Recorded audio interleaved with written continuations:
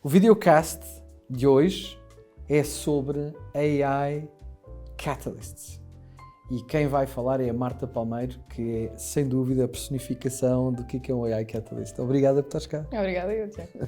Eu tenho uma pergunta de arranque que tem tudo a ver com como é que nós aceleramos a adoção do AI. Tu disseste numa conversa que tivemos prévia que houve uma proliferação de AI agencies, que há uma data de workshops no mercado, mas que tu viste que havia aqui um gap, não é? De enablement, de como é que nós pomos as pessoas depois a trabalharem em sincronia com o que é a combinação de ferramentas novas e tudo o que vamos poder fazer com o AI, não é? Queres explicar um bocadinho como é que se faz isso? Sim, eu acho que aconteceram duas coisas nos últimos anos no mercado. Por um lado, as empresas começaram a querer explorar AI plays e foram de fora outsource AI agents e colocaram dentro das organizações, mas fizeram um pouco o enablement das pessoas e, portanto, as equipas operacionais continuaram a operar de uma maneira mais ou menos semelhante, em paralelo com os agentes. E, portanto, depois chegámos a esta situação onde dizíamos 90%, onde tu ouves as estatísticas, 95% dos pilotos não resultaram em ROI e aumentos de produtividade. É por isto, não é? Ou seja, as nossas pessoas, equipas, têm que ser os operacionais, os arquitetos dos agentes. E, portanto, não dá para colar aqui sem mudar. Portanto, eles têm que saber inside out como é que funcionam, iterar, medir e, portanto, é muito importante que este enablement seja feito e que eles sejam, na verdade, os arquitetos destas plataformas. Por outro lado, também vimos outra coisa no mercado, que é, tu vais ao LinkedIn e toda a gente a tentar copiar playbooks, mas que são templates, comenta guide e eu vou-te enviar como é que eu revolucionei a minha parte de Customer Support. Mas isso depois são coisas que nós colamos dentro da nossa organização e não funciona assim. Aquilo tem que ser customizado à maneira como as equipas operam, os processos, etc. E, portanto, criou muita, eu diria, frustração no mercado quando isto, na verdade, não é das ferramentas. As ferramentas da AI, os agentes, têm tudo para nos levar a um nível de produtividade que nós esperávamos, mas nós precisamos de casar, de facto, aqui a parte de enablement e de as pessoas conhecerem profundamente o que é que estes sistemas podem fazer e de se sentirem arquitetos. Nós não somos só colaboradores, nós somos de facto arquitetos destes agentes. Estás a usar uma expressão que é de arquitetura e eu gosto mais daquilo que tenho vindo a experimentar, da ideia da curadoria, não é? Porque eu acho que quando tu começas a trabalhar com agentes, é igual a pessoas, não é? Tu tens que, de alguma maneira, continuar a treinar esses agentes. Totalmente. E não é só dar-lhes regras, tipo, o que é que podes fazer ou não podes fazer. Nós podemos fazer isto com os nossos filhos até aos 5 anos, mas a partir daí é muito mais uma curadoria de entender como é que eles funcionam, como é que nós podemos aumentar, até a própria tecnologia, não é? Portanto, é quase uma inversão. E eu acho que isso é espetacular porque eu acho que de alguma maneira isso cria confiança. Mas o que me interessou muito foi perceber que a tua história organizacional mudou por causa do AI. Eu vou-te perguntar isso, mas é só para daqui a um minuto. Mas também que nesse gap que existia, não é? Se tu entrares com um conjunto de ferramentas e resolveres um use case, isso não muda obrigatoriamente a maneira como as pessoas trabalham. Eu tenho curiosidade em saber como é que vocês operam, porque vocês são uma empresa de tech, mas têm sempre aqui uma camada humana sobre como é que as pessoas depois reaprendem em determinadas circunstâncias. Sim, completamente, porque, quer dizer, AI Enablement, nós começámos a nossa gênese com reskilling e upskilling, e quer dizer, AI Enablement, tu tens que casar a parte de upskilling, de ires aprender as fundações, o que é que isto é do AI, como é que funciona, etc.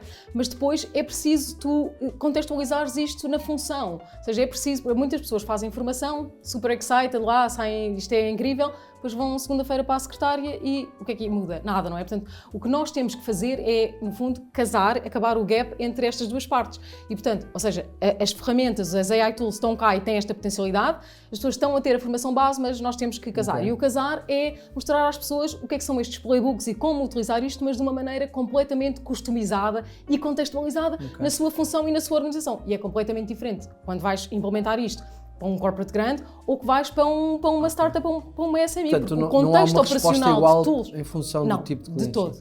Então, se eu percebi bem, não é? Isto não é tipo, eu dou-te código, nem eu dou-te workshops. Pode ser tutoriais no YouTube, pode ser... Sim, nós fazemos muito como playbooks da AI, portanto fazemos o SaaS faz a curadoria do que é as melhores ferramentas hoje no mercado para resolver certo problema, um agente de Customer Support, ou um agente de Go-to-Market, etc. E depois embebemos aí tutoriais no YouTube onde tu vês as pessoas a executar ou a ferramenta que é em questão, ou até o playbook total em questão. E, portanto, tu tens um how-to executar completamente customizado ao teu stack, ao teu contexto, à maneira e que tu tens que iterar, não é? E, portanto, e tens que também guiar, como tu dizias, nós temos que guiar a solução para se adaptar ao nosso objetivo. E depois temos a parte de learning ali embebida, não é uma coisa assim ad hoc colada. Portanto, isso é que Conta-me um bocadinho, que eu acho que essa aventura é espetacular, não é? Portanto, tu começaste a Student Finance e eu gostava de saber o que é que fazias nessa altura e como é que tu chegas à Midra, não é? E o que é essa evolução? Conta-me, eu acho que essa história é completamente inédita. Olha, esta evolução é uma evolução super orgânica e às vezes as pessoas pensam, mas o que vocês estão a fazer é completamente diferente. Para mim, em termos de missão, é exatamente a mesma coisa, não é? Porque na verdade estamos a fazer People Enablement. Quando nós começámos em 2020, o que faltava mais na sociedade, as empresas não estavam a crescer porque não tinham engenheiros suficientes.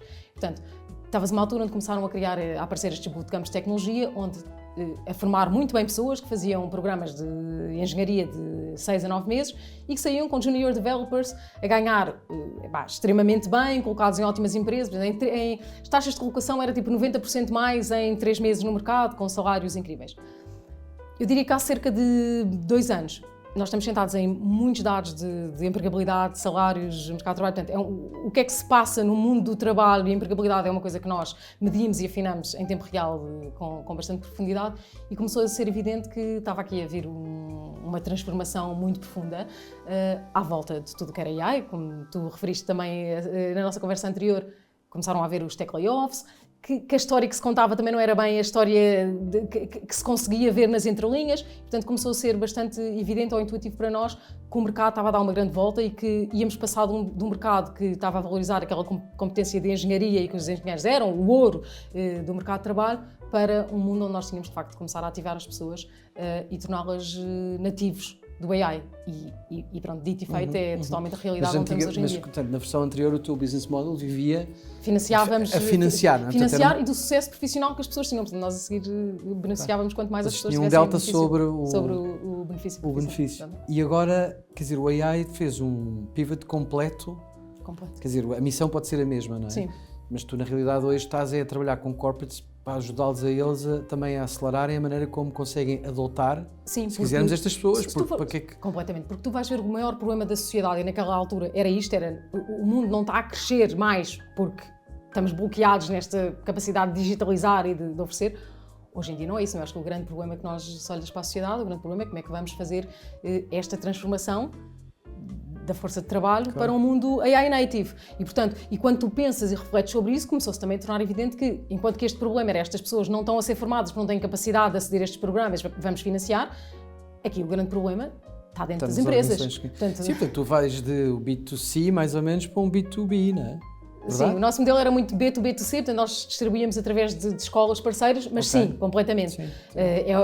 Agora é completamente... Giro, é engraçado como isto dá uma volta... No fim do dia estamos sempre a trabalhar o enablement das pessoas, ou seja, aqui também certo. O último beneficiário disto é obviamente o trabalhador, não é? Que está, o indivíduo que está e que se torna AI native, não é?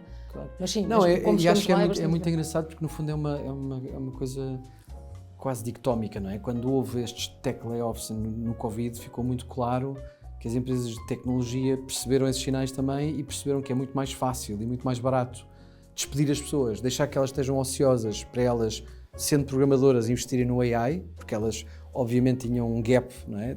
Um salto que iriam poder fazer e muitas delas até recontratadas, porque não consegues convencer as pessoas, ou pelo menos na altura não conseguias convencer as pessoas a irem aprender AI enquanto estavam numa reunião com um cliente ou enquanto achavam que estavam protegidas pelo trabalho, não é?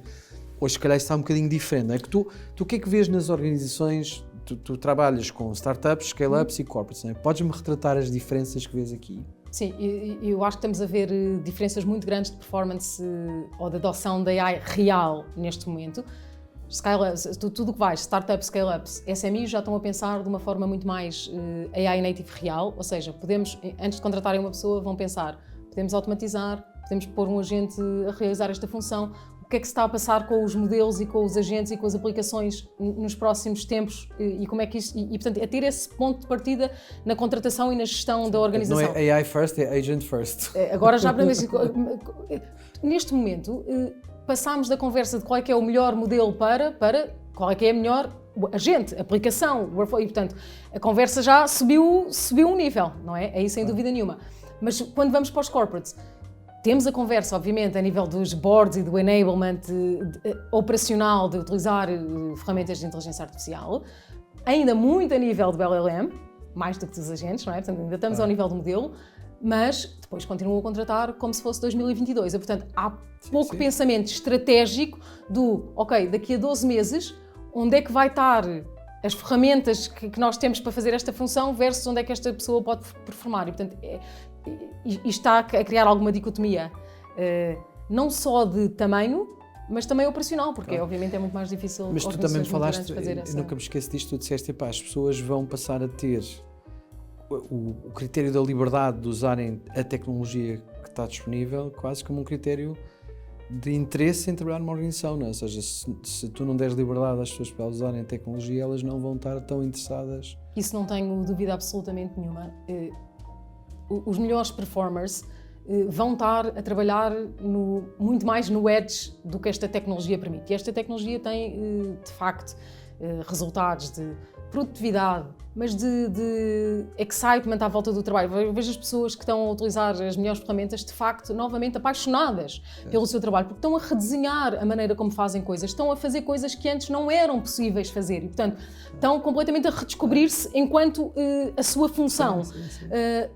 Isto é incompatível com uma velocidade que opera a outro nível e, portanto, as pessoas que estão a tornar-se realmente AI native vão sair de organizações que bloqueiem acesso às melhores ferramentas da AI ou que tenham políticas muito defensivas em relação ao AI. Isso é bastante preocupante porque faz com que, por definição, os maiores corporates que tendem a ser um bocadinho mais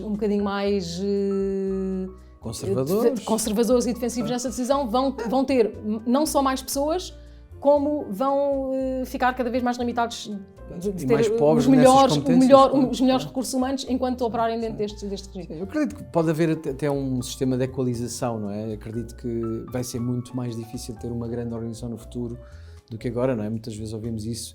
Há equipas pequenas a fazerem negócios com muito menos pessoas e a redefinirem um bocadinho o entusiasmo de trabalho. Acho que uma das coisas que também já foi discutido com alguns dos nossos convidados é como isto está a quebrar as caixinhas, porque antigamente tu dizias, esta pessoa para ser boa em AI, mas ela vem de programação. Hoje nós vemos gestores que são ótimos a usar AI, portanto, toda esta ortodoxia de que tu estudaste isto, tens este curso, então cabes nesta caixinha e fazes esta função, está a ser rebentado por aquilo que é possível fazer. Completamente. Acho que estamos mais a entrar no mundo de agência do que de agentes, até. Ou seja, a pessoa pode fazer tudo o que se propuser, porque de facto a tecnologia e os agentes estão de facto a aumentar-nos e a nossa capacidade. E, portanto, é preciso as pessoas terem o interesse de aprender, de explorar, de iterar, porque se há coisa que é certo é que as ferramentas que vamos utilizar hoje não são as que vamos utilizar daqui a um ano, porque isto de facto está a evoluir a um nível... Nem daqui a 3 meses. Nem daqui a 3 meses. Bem, ainda que, pronto, dentro de organizações, eu percebo que também não podemos estar a mudar de ferramentas a cada Sim, 10 dias. Nem todas sobrevivem, não é só quantas aparecem, quantas morrem. E há muitas que não vão sobreviver, sem dúvida nenhuma. Mas que quer dizer, isto depende do nosso interesse e da nossa capacidade de continuarmos a aprender e a estar up-to-date com isto. E, portanto, muito mais do que uma competência técnica, que era o mundo anterior, não é? Que era isto, ok, nem toda a gente consegue ser um engenheiro, full stop, e não tem nada de mal com isso. Toda a gente consegue aprender AI e as ferramentas estão cada vez mais a evoluir. Quer dizer, tu olhas, tu que se fazia de agentes e de automatizações há 2 meses, que fazias os NA10s, os Make.com, etc., que ainda portanto, necessitavam de alguma componente para as integrações, etc., compara-se isso com o Cloud Cowork hoje em dia, onde, quer dizer, tu com um prompt, tu crias um agente de um prompt. E isto é a evolução que está a vir. Portanto, cada vez mais estamos num nível cada vez mais equiparado, e mais onde fácil de facto de entrar, temos muito mais fácil de entrar. Sim.